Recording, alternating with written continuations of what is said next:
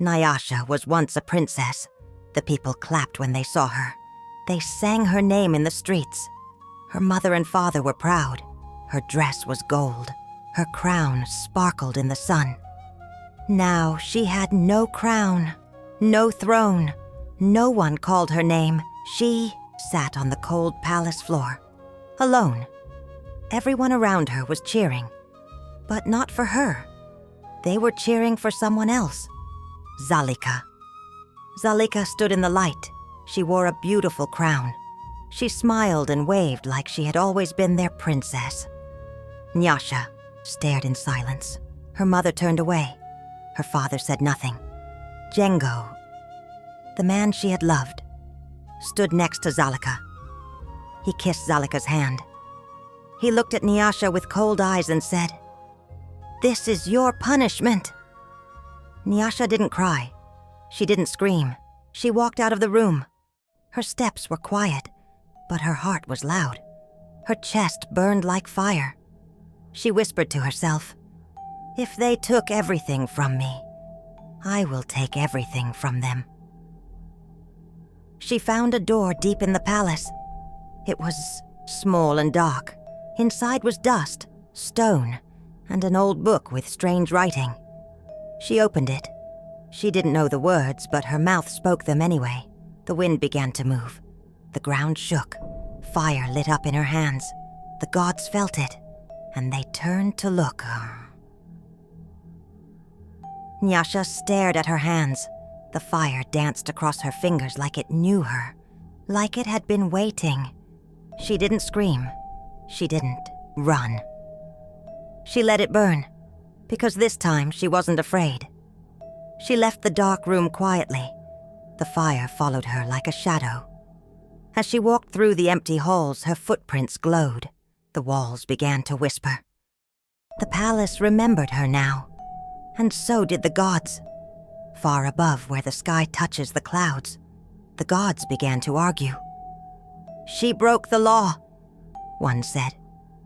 "She was broken first," another answered. "But she called on the forbidden ones," said a third. "She didn't ask for revenge," the last god said. "She asked to be seen." Below, Nyasha stepped outside. The sky turned red. The trees bent in the wind. Animals ran from the gates. A guard tried to stop her.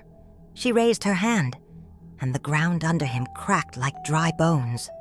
She didn't want to hurt him, but the fire did. "If I am cursed," she whispered, "then let me be the curse they all remember." Back in the throne room, Zalika danced with Django. The music was sweet. The air smelled of flowers, until the air changed. Hot, heavy, burning. The doors slammed open. People screamed. And there she stood, Nyasha, in flames, in power. And this time, they saw her. The flames around Nyasha didn't burn her skin. They moved with her, followed her, protected her. As she stepped into the throne room, people backed away. The music stopped. The dancers froze. The smiles vanished. Zalika's eyes widened. Django dropped her hand.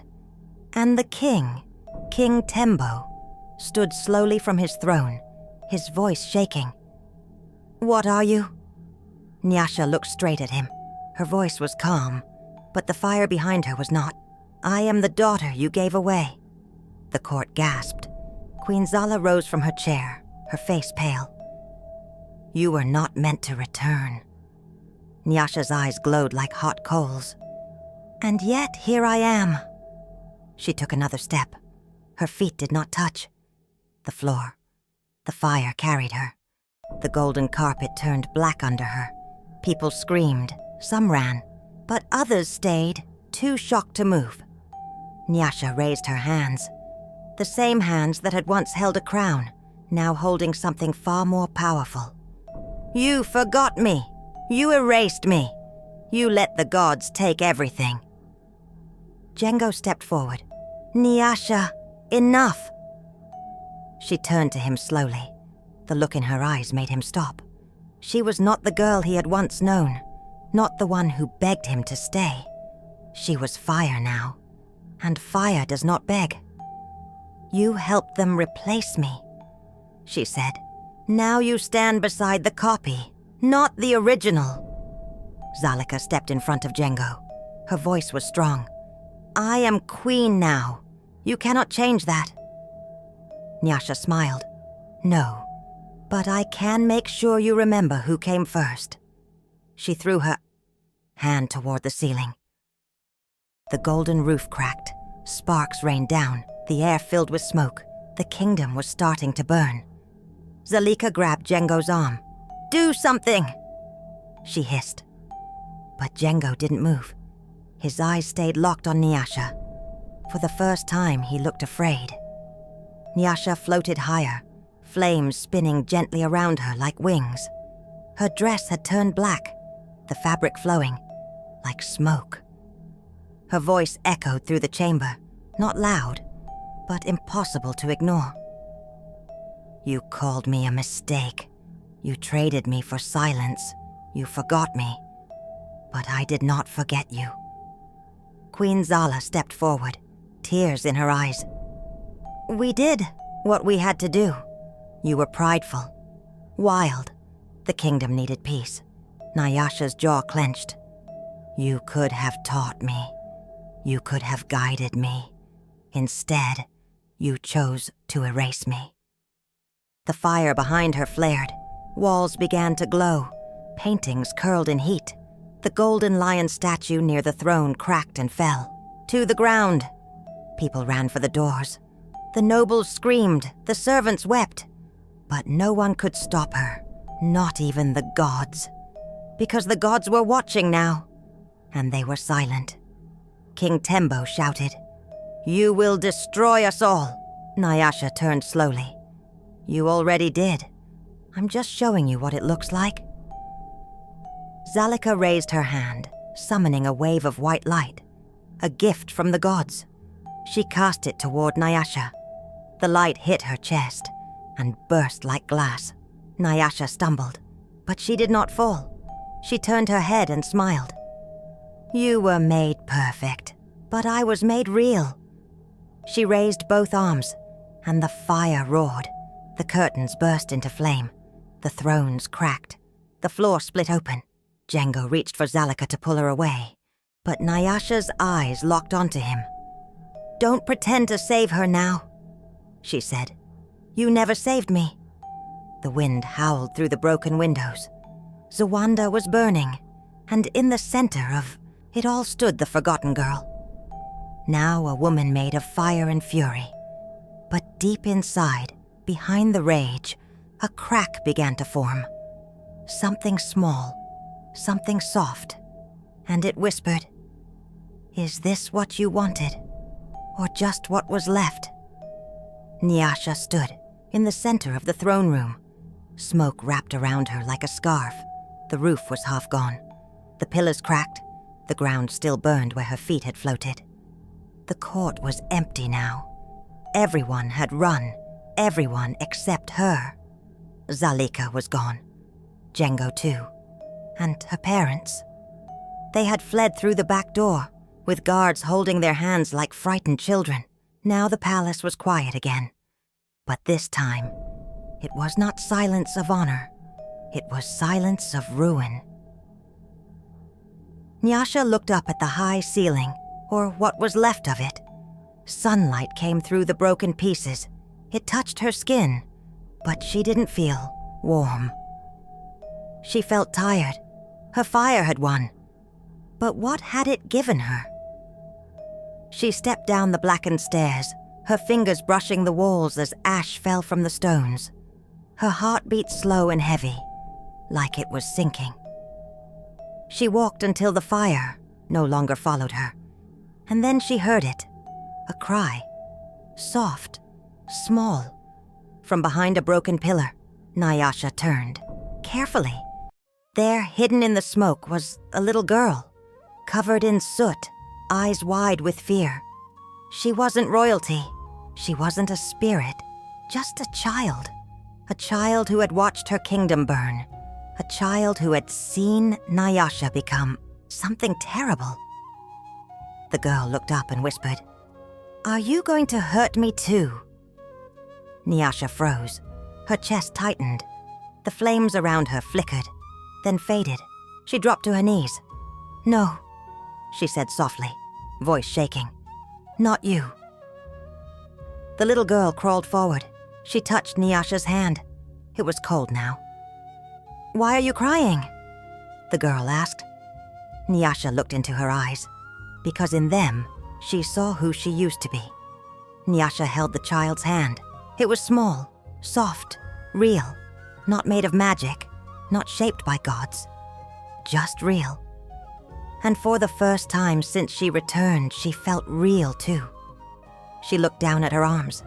The fire was gone. The dark marks were still there, but they no longer burned.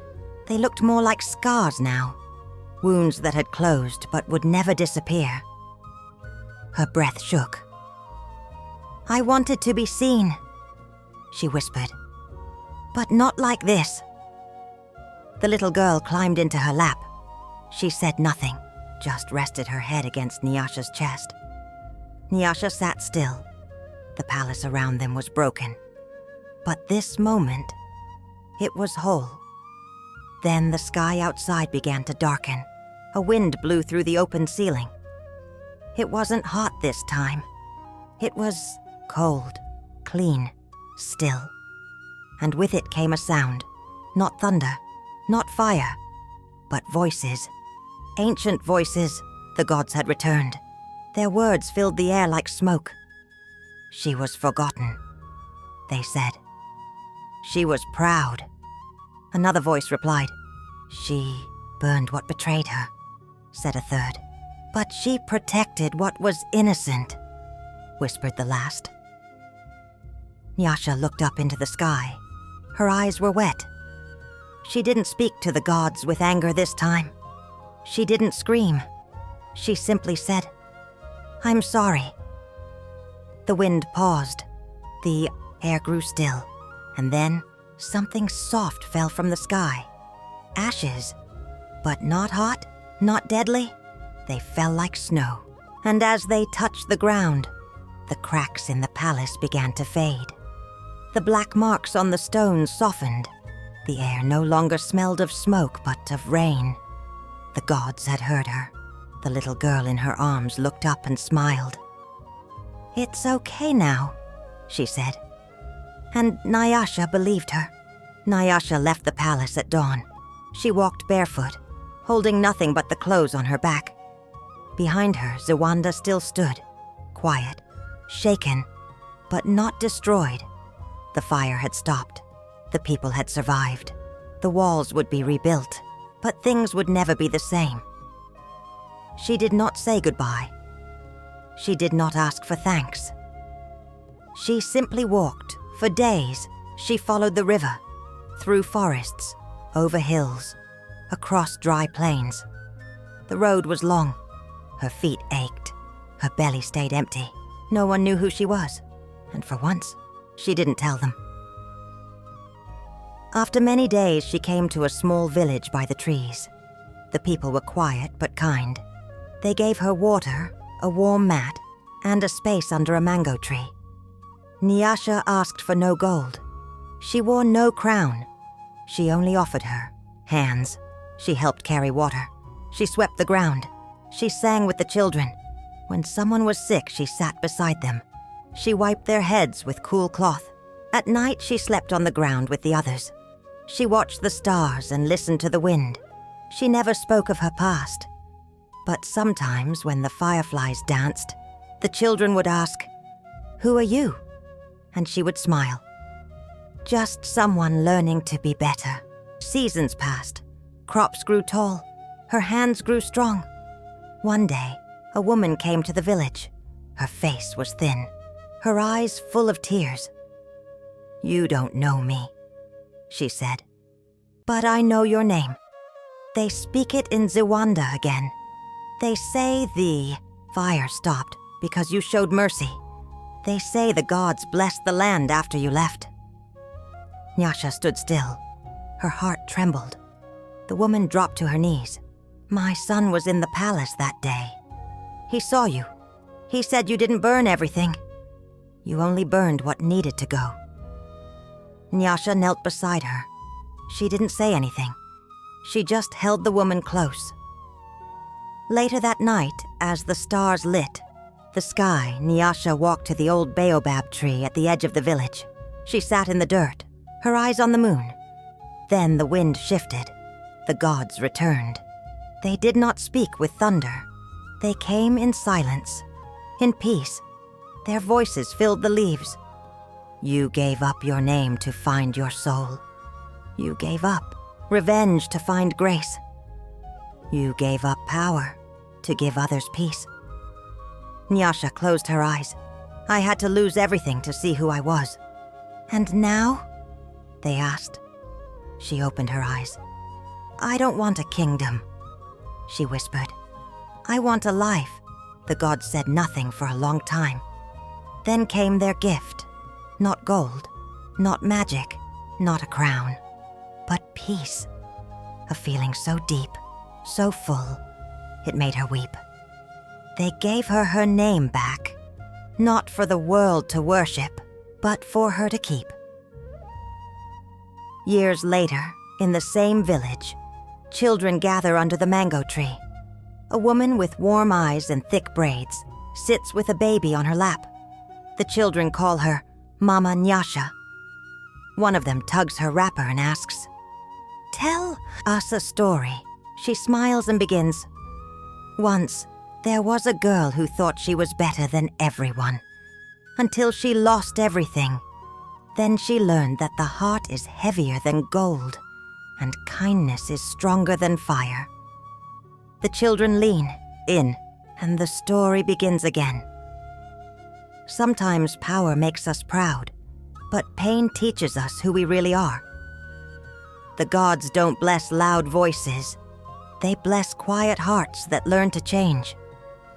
Nyasha burned her kingdom with fire, but rebuilt her soul with humility. And in the end, she found something greater than a crown: peace. If this story touched your heart, share it with someone who believes in second chances. Leave a comment below. Should Nyasha ever return to the throne, or stay in her quiet peace? And if you love stories that feed the soul, don't forget to like, subscribe, and ring that bell for more African folktales like this one.